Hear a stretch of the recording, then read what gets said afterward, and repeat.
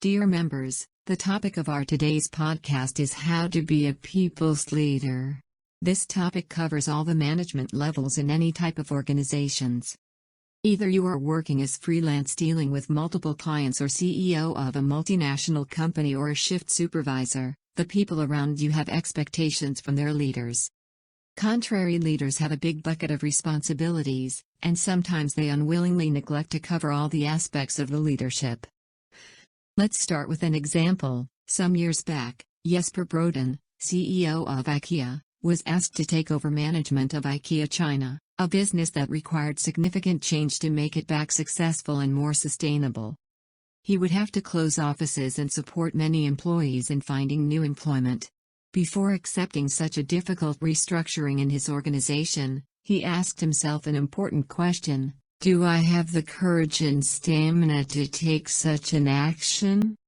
As a leader, how do you do the hard things that come with taking on the responsibility of leadership, while remaining a good human being? This is an eternal conundrum for all leaders. Most of us think that we have to make a difficult, binary choice between being a good person or being a tough, effective leader. This is totally a false dichotomy, and I openly deny this thought. Being human and making hard leadership decisions are not mutually exclusive. In truth, doing hard things is often the most human thing to do. There are two key ingredients: wisdom and compassion. In one of our earlier podcasts, we have talked briefly about the concept of wise, compassionate leadership, with wisdom defined as a deep understanding of what motivates the leaders and what encourages them to be transparent and to do what needs to be done, even in those situations when it is uncomfortable, and showing the compassion as the quality of genuine care and sincere concern for others, with a positive intention to support and help their teams. Our study of leaders and employees from more than 1,300 companies in nearly 47 different countries around the globe has shown us the extraordinary power of wisdom and compassion. Employees with leaders who show either wisdom or compassion have net positive experiences across the board. They enjoy and are engaged with their jobs and are less likely to burn out. But, when a leader demonstrates both wisdom and compassion, the impact on employee wellness and productivity is striking. Job satisfaction is 86% higher for an employee who works for a wise and compassionate leader than an employee who does not. In this case, the sum is much greater than the parts. Not surprisingly, however, actually leading with this combination of wisdom and compassion isn't easy. It takes learning and practice. The first big step for all the leaders out is to unlearn what you might think leadership means and to relearn what it means to be a human. Think for a while how you personally want to be dealt, admired, and appreciated by your peers, same the others are expecting from you. Let's make it simple. The classical meaning of management is about managing others, about exercising executive control over people.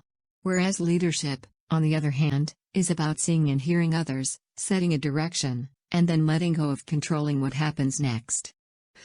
If you start to think about what our role is as leaders, it's actually quite simple. Chris Toth, CEO of the medical device company Varian, told us. Our role is not to be the ones who make the decision or to be the smartest person in the room. In fact, it can be exceptionally dangerous if the decision-making always goes to the leader. Instead, you must create a culture of compassion and empowerment that is accepting of diverse perspectives. This unlocks people's creativity, productivity, and happiness.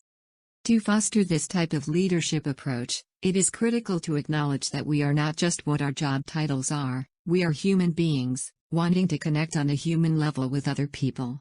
Here are 4 ways to bring more humanity to your leadership. The golden rule is to practice compassion. Compassion, at its root, is a desire to see others happy and a readiness to take action to help others when in the situations it is required. This is basically an expression of the golden rule: do unto others as you would have others do unto you. The golden rule is a helpful step for putting wise compassion in action since it requires the consideration of another person's shoes. We can take a fresh look at a challenging situation. We can take a moment to recognize that we have one view of the situation, but things may, and probably do, look very different from another person's perspective. Although putting yourself in another person's shoes is good for reflection, it is important to avoid thinking you know what the other person is feeling or experiencing.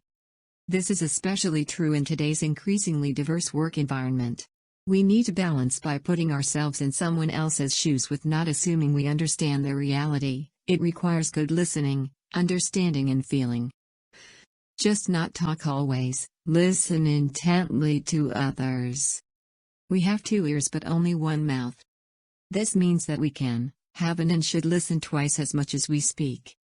When you truly listen to others, they feel heard and seen, which satisfies one of our primary needs as humans. If you can listen intently, with an open mind and a willingness to learn, not only will you become wiser, but you can genuinely help others. If you have an important conversation with your colleagues which is more face-to-face meeting type, then take extra time to prepare yourself. This can mean establishing the right kind of environment so that you can be fully present or setting an intention to really hear and feel what the other person wants and feels versus focusing on fixing a problem. Be not an argument winner or not just a solution provider, but a better listener with an aim of better understanding of others. Ask yourself, how can I be of benefit to others? A Chinese proverb says, there is no way to compassion, compassion is the way. Asking how you can be of benefit to others, though, is a way to compassion. Whenever you are about to engage with someone, take a moment to reflect on what might be going on for this person. What is challenging or going well? And then ask yourself, what support might they need to overcome their struggles? What nudge might they need to gain more self-awareness about their blind spots that are creating difficulties?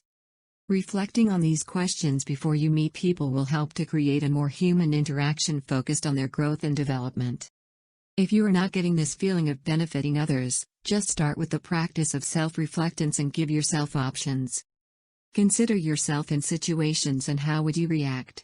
Do a brief analysis of your actions and make a checklist of improving them either with better behavior, more dedication or going out of your classical way. Practice the best until you master yourself. Stretch yourself to challenge your potential. We all want to perform and be appreciated. A good leader values who we are today but also challenges us to stretch ourselves and do better to realize more of our true potential. This is not easy, and to make it easy for their teams, they set best examples for others. They challenge their potential in the most hardest situations, convert ordinary results to extraordinary, lead from front and stand with their people when is required or desired. The best leaders knows well that when someone is already doing well, that pushing them to do better can be discouraging and demotivating. But leadership is not about trying to please people and make them feel content and at ease. Leadership is about supporting people by shining a light on things they may not want to face. Instead of shying away from these uncomfortable conversations, try to view your role to stretch people as an indication of true care for them. When we practice wise compassion by bringing more of our humanity to our leadership, we can create a culture in which others increase their focus on real human connections. As leaders, we should never underestimate the impact we have on people. We have the power to control their livelihood. We have power over the work they do. And we have power over how they feel treated. This is a huge responsibility. This makes it of the utmost importance to do the hard work of leadership in a human way, so that we can be more successful in positively impacting people's work experience, their sense of commitment, and their job performance. So summarizing our podcast in 2 sentences, most of us think we have to make a difficult, binary choice between being a good person or being a tough, effective leader. This is a false dichotomy. In truth, prepare yourself doing hard things, which is often the most human thing to do. The 2 basic ingredients of a better human are be wise with compassion. I hope you will enjoy this podcast.